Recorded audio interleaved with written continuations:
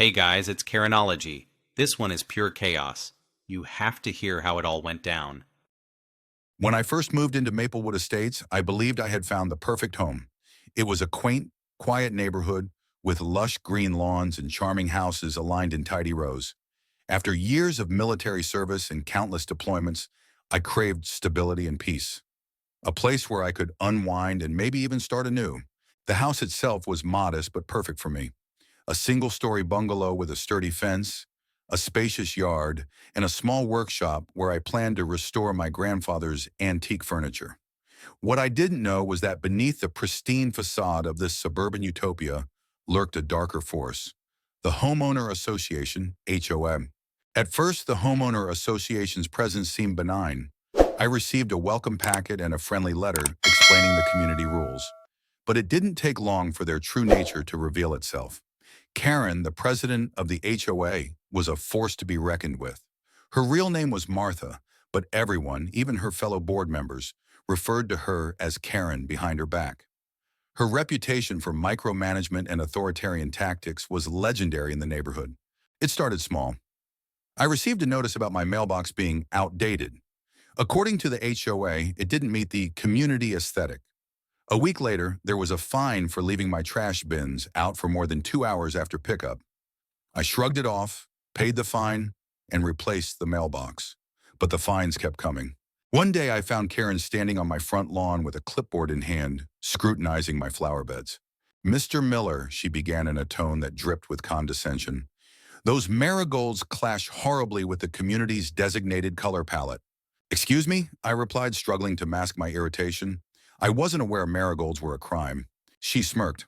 "They're not a crime, but they are a violation of community standards. I'll have to issue you a notice to replace them." From that moment on, it felt like I was under constant surveillance. I would catch glimpses of Karen driving past my house, her beady eyes scanning for violations. On more than one occasion, I saw a drone hovering over my backyard. At first, I assumed it belonged to some neighborhood kids. But as the weeks went by, I realized it was part of the HOA's arsenal. They were using it to monitor me. Things escalated dramatically one Saturday morning. I was enjoying a cup of coffee on my porch when I heard the sound of engines rumbling down the street. Three black SUVs pulled up in front of my house and out stepped a group of individuals wearing uniforms. They looked like law enforcement at first glance, but something was off. Their badges were generic, and their patches bore the logo of the Homeowner Association.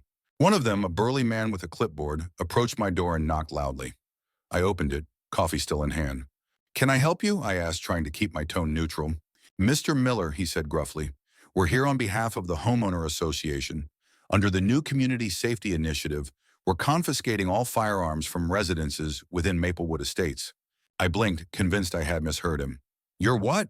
Karen appeared from behind the group, a smug grin plastered across her face. "It's for the safety of the community, Mr. Miller. We can't have unauthorized weapons in the neighborhood." My blood boiled. "This is my private property," I said firmly.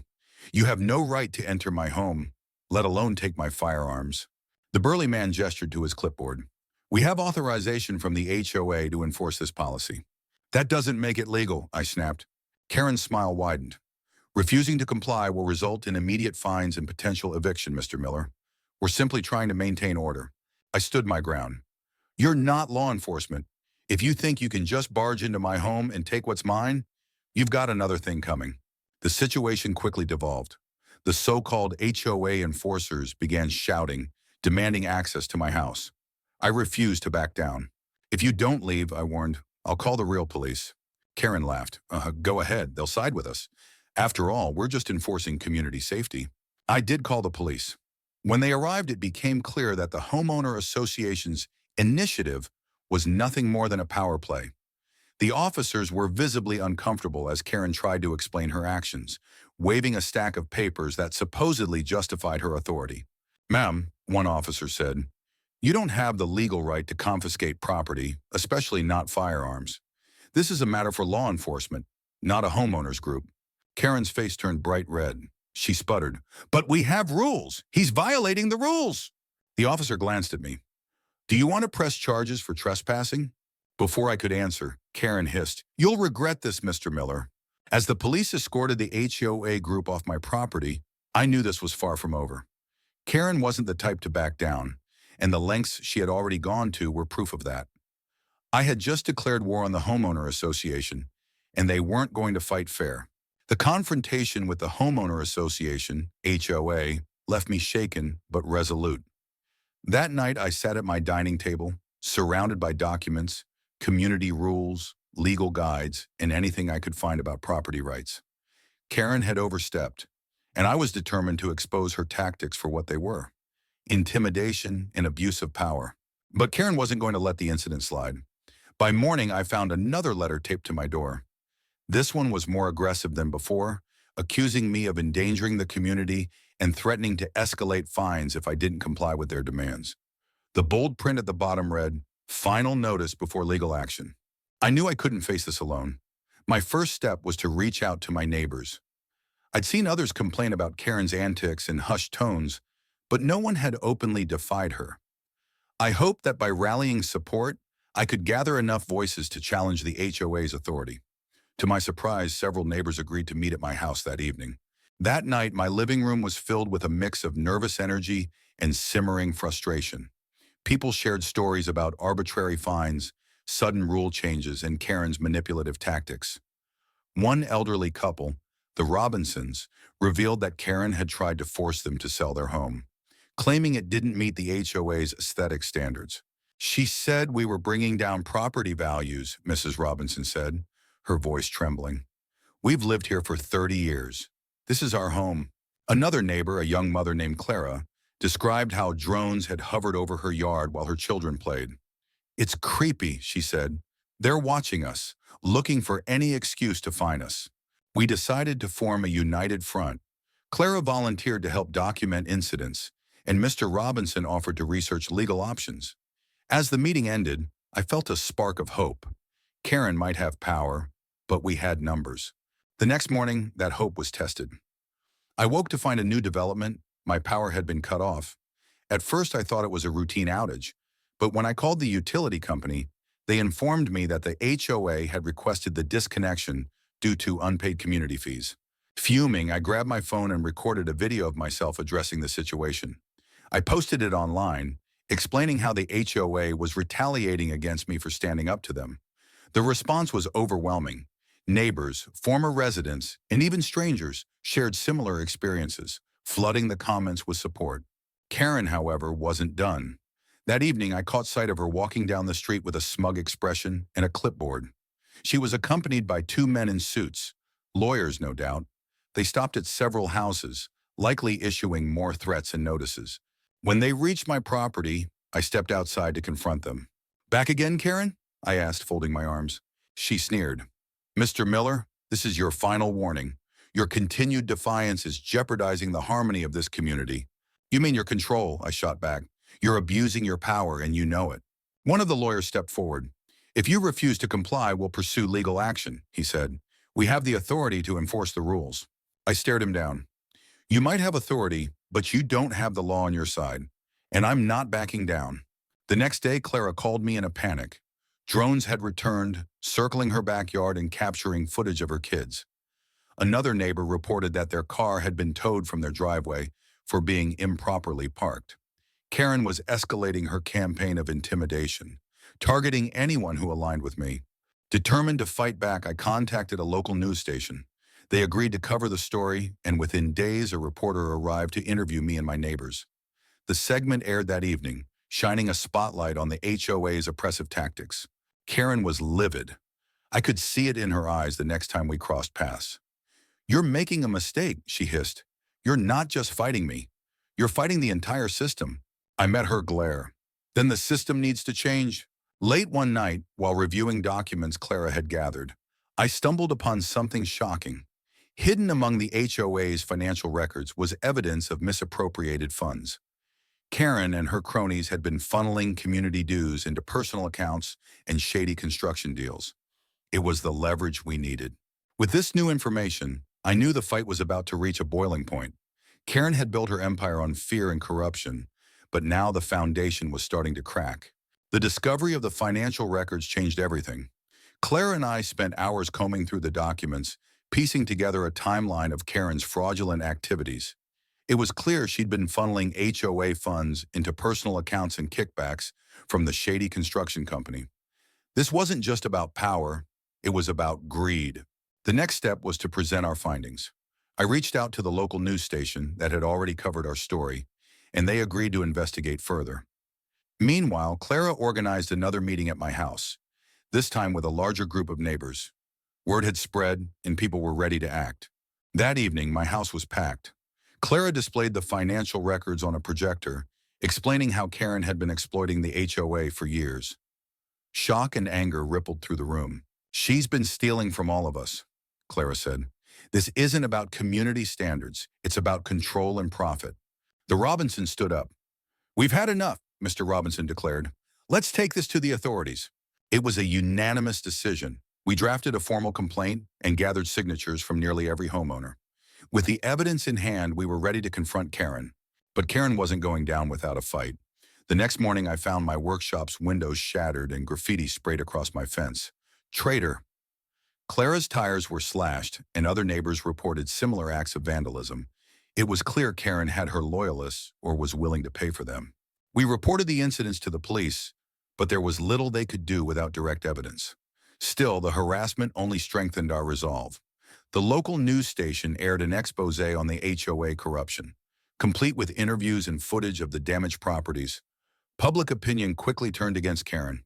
With the media and community behind us, we filed a lawsuit against Karen and the HOA board. During the initial hearing, Karen appeared defiant, flanked by her lawyers.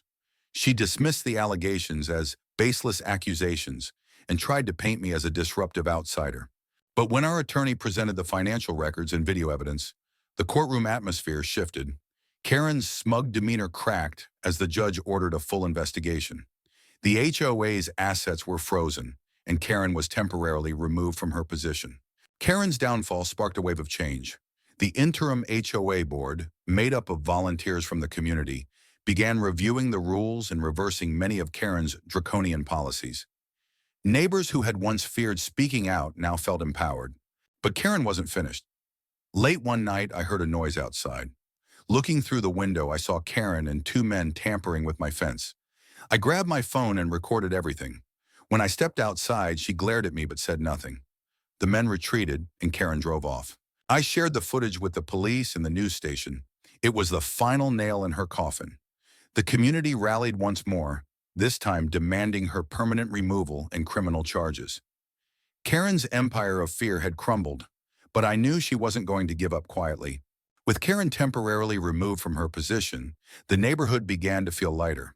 The interim homeowner association board made immediate changes, including reversing arbitrary fines and ending the drone surveillance. For the first time in months, the community seemed hopeful, but deep down, I knew Karen wouldn't accept defeat quietly. A week later, my suspicions were confirmed. Karen filed a countersuit against me and the interim board, claiming defamation and financial harm. Her new legal team, hired with funds she likely embezzled, was aggressive, sending cease and desist letters to anyone who publicly criticized her. The lawsuit was Karen's way of intimidating us back into submission. Our lawyer assured us that Karen's case had no merit, but the mounting legal fees were draining. To rally support, Clara and I organized a community fundraiser. The event drew dozens of neighbors who shared their stories of Karen's reign of terror. Even former residents came forward, some recounting how Karen had driven them out of Maplewood Estates with her oppressive tactics. The local news station covered the fundraiser, amplifying our cause. Donations poured in, and with the funds, we hired a forensic accountant to dig deeper into the HOA's financial records. What they uncovered was staggering. Karen had not only misused HOA funds, but had also funneled money into personal real estate investments. Cornered, Karen became more erratic. Late one night, I returned home to find my yard littered with trash and my front door splattered with paint. The Robinsons reported similar vandalism, and Clara's car was keyed again. Karen was clearly targeting those who stood against her, hoping to break our resolve. But the intimidation tactics only fueled our determination. Armed with the forensic accountant's findings, we filed a criminal complaint against Karen for embezzlement and harassment. The case caught the attention of the state's attorney general, who launched an independent investigation into the HOA. 2 weeks later, Karen made her boldest move yet. She held a secret meeting with a small group of her loyalists, plotting to reinstate herself as HOA president. Clara managed to intercept an email detailing the meeting and alerted the interim board. Together, we decided to confront Karen directly. On the night of the meeting, a group of us showed up at the rented venue with our lawyer and a police officer. Karen's face turned pale when she saw us. "This is a private event," she snapped, attempting to maintain her composure. "Not anymore," I replied, holding up a copy of the email. "We know exactly what you're planning, and it's over, Karen." The police officer stepped forward. "Miss Karen, you're under investigation for embezzlement and harassment. I suggest you cooperate." Karen's loyalists scattered, leaving her to face the consequences alone. She attempted to argue, but her words fell flat. For the first time, the community saw her as she truly was, a desperate manipulator who had finally run out of tricks. The state investigation uncovered even more evidence of Karen's corruption, including falsified HOA election results and kickbacks from contractors. She was arrested on multiple charges, and the court froze her assets to recover the stolen funds. The community celebrated her downfall, but the victory was bittersweet. Her actions had left scars that would take time to heal. With Karen gone, the interim board focused on rebuilding trust and transparency. The HOA bylaws were rewritten to prevent future abuse, and the neighbors began working together to restore Maplewood Estates' reputation. Despite the challenges, I felt a sense of pride knowing we had stood up for what was right. As I watched the Robinsons plant new flowers in their yard and Clara's kids play without drones hovering overhead, I finally felt the peace I'd sought when I first moved here. The fight had been exhausting, but it was worth it. Maplewood Estates was ours again. Karen's arrest sent shockwaves through Maplewood Estates. For years, she had ruled with an iron fist, but her downfall was a powerful reminder that no one is above accountability. The aftermath of her reign left the community divided, but there was also a sense of relief, a chance to start over. The Interim Homeowner Association Board immediately set to work. They audited every aspect of the HOA's operations, uncovering more hidden schemes Karen had orchestrated. From inflated contractor fees to fake maintenance projects, her corruption ran deep. Slowly but surely, the board began untangling the mess and returning funds to the community. Neighbors who had once been afraid to speak out started attending meetings, voicing their opinions on how to improve the neighborhood. Clara's idea to install a community garden gained widespread support, while the Robinsons proposed a scholarship fund for local students using recovered HOA funds. For the first time, it felt like the HOA was working for the residents, not against them. For me, the battle with Karen had been deeply personal. She had violated my privacy, targeted my property, and tried to use the HOA as a weapon against me. But in standing up to her, I had found something unexpected, a community of people who shared my values and determination. One afternoon, as I was repairing the fence Karen's loyalists had vandalized, Clara stopped by with her kids. They helped me paint the new panels, laughing and chatting as if the shadow of Karen's influence had never existed. It was a small moment, but it reminded me why I had fought so hard to protect my home. Karen's trial was swift and decisive. The evidence against her was overwhelming, and she was convicted on multiple charges, including embezzlement and harassment. Her assets were seized, and she was sentenced to several years in prison. Watching the news report on her sentencing felt like the closing of a painful chapter. With Karen gone, the neighborhood began to heal. The interim board transitioned into a permanent one, led by a diverse group of residents who prioritized transparency and fairness. Rules were revised to ensure no single person could wield unchecked power again. The new board even invited residents to vote on major decisions, fostering a sense of inclusion that had been absent for years. Months later, Maplewood Estates felt like a different place. The community garden thrived, neighbors hosted block parties, and the oppressive atmosphere that had once defined the neighborhood was gone. People waved at each other on the streets, and laughter replaced the tension that had hung in the air. As for me, I finally finished restoring my grandfather's antique furniture. The workshop, once a source of contention with Karen, had become a sanctuary again. I'd even started teaching a woodworking class for some of the local kids. One evening, as the sun set over Maplewood Estates, Clara stopped by with a plate of cookies. "Thank you for everything," she said. "You stood up for all of us." I smiled. "We stood up together. That's what made the difference." As she walked away, I looked out over the neighborhood. It wasn't perfect, and it never would be. But it was ours again, a community bound not by fear, but by resilience and hope.